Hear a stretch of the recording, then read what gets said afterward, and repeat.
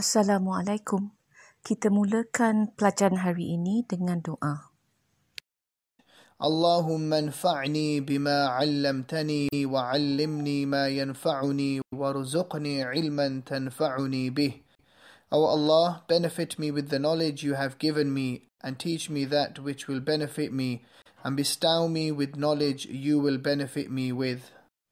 Sebelum ini, kita dah belajar bagi setiap isim ada 4 ciri penting dari segi nahwu. Yang pertama, jantina, sama ada muzakkar, lelaki atau muannas, perempuan. Yang kedua, bilangan. Setiap isim adalah 1, mufrad, 2, musanna atau banyak, jamak.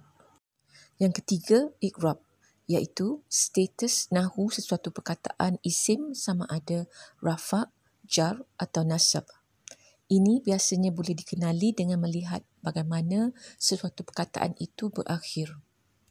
Dan yang keempat, jenis isim, sama ada khusus atau yang tertentu, makrifah, dan nakirah. Minggu lepas, kita dah belajar tentang jantina isim. Jadi, minggu ini kita fokus kepada bilangan pula. Kita tahu semua isim boleh dibahagikan kepada 3 jenis dari segi bilangan.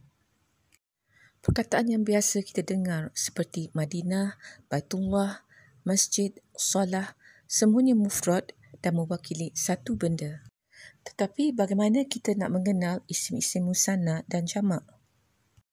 Objektif pelajaran hari ini ialah untuk mengenali isim musanna dan untuk itu kita perlu belajar bagaimana menukar isim dari mufrad ke musanna.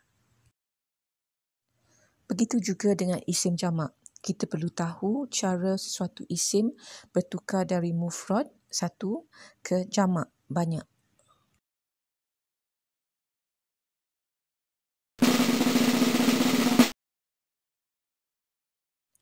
Cara isim ditukar dari mufrad 1 ke musanna 2 mudah saja.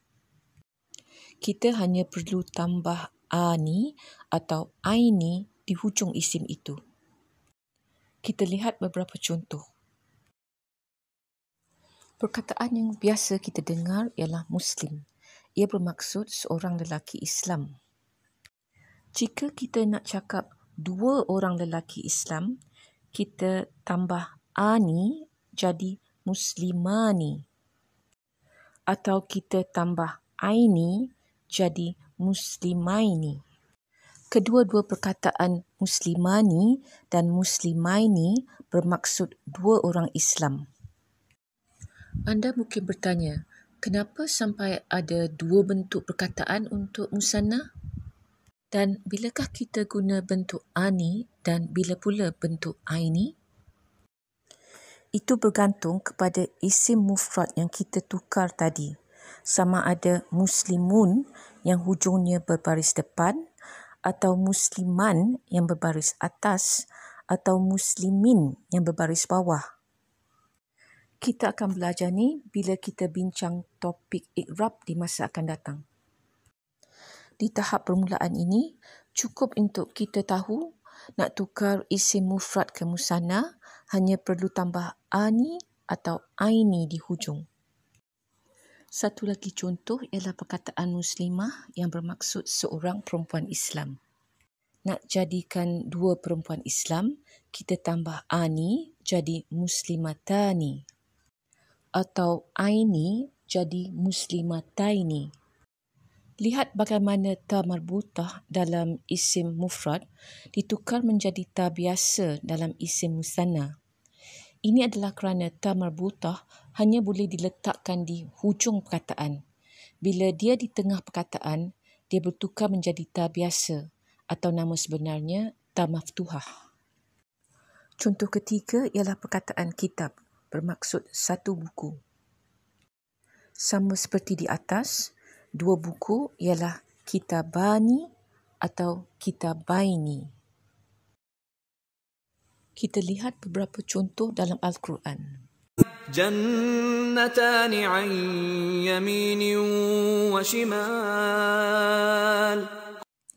Jannatani ialah isim musanna yang bermaksud 2 kebun. قالوا إن هذان لساحران يريدان أن يخرجاكم. Ada dua isim musanna di dalam ayat ini. Hazani yang bermaksud ini merujuk kepada dua benda dan sahirani dua tukang sihir. Walaupun ia berakhir dengan ani, perkataan yuridani bukan isim musanna. Ia adalah fi'il sebab ia tidak ada salah satu pun daripada 9 tanda isim yang kita dah belajar dan ia bermula dengan huruf ya. إذ هم الطائفتان منكم أن تفشلا والله وليهما. Ta'ifatani ialah isim mutanna yang bermaksud dua kumpulan. Walau bagaimanapun, perlu ditegaskan di sini bahawa tidak semua isim yang berakhir dengan ani atau aini mesti isim musanna. Seperti contoh perkataan Al-Mizan dalam surah Ar-Rahman.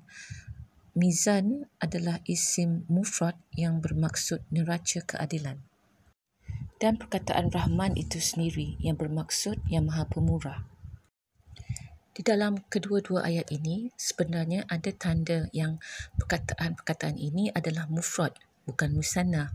Tetapi kita belum belajar mengenainya lagi. InsyaAllah di masa hadapan kita akan bincang semula mengenai kedua-dua contoh ini. Sekarang kita beralih kepada isim jamak pula.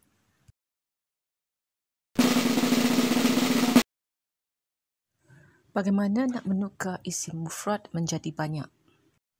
Kalau dalam bahasa Inggeris, untuk kebanyakan perkataan, kita tambah huruf S. One cat, many cats. Dalam bahasa Melayu, lagi senang. Kita gandakan saja perkataan itu. Kucing-kucing. Tetapi dalam bahasa Arab, tidak ada satu formula ringkas untuk menukar isim dari mufrad ke jamak. Ini disebabkan ada 3 jenis isim jamak dan setiap jenis mesti ditangani dengan cara yang berlainan. Oleh kerana ia perlu huraian yang lebih panjang, kita berhenti di sini dulu dan sambung topik isim jamak minggu depan insyaAllah. Sebelum itu, mari kita imbas kembali apa yang kita dah belajar hari ini. Yang pertama, untuk menukar apa-apa isim dari mufrad 1 ke musanna 2, kita hanya perlu tambah ani atau aini di hujung isim itu. Dan yang kedua, bila kita baca Quran, tanpa mengetahui maksud perkataan itu pun, bila kita nampak satu isim yang berakhir dengan ani atau aini, besar kemungkinan ia adalah isim musanna yang membawa maksud dua orang, dua benda, dua apa-apa saja. Saya akhiri dengan tasbih kafarah. Subhanakallahumma wa bihamdika asyhadu an la ilaha illa anta astaghfiruka wa atubu ilaik.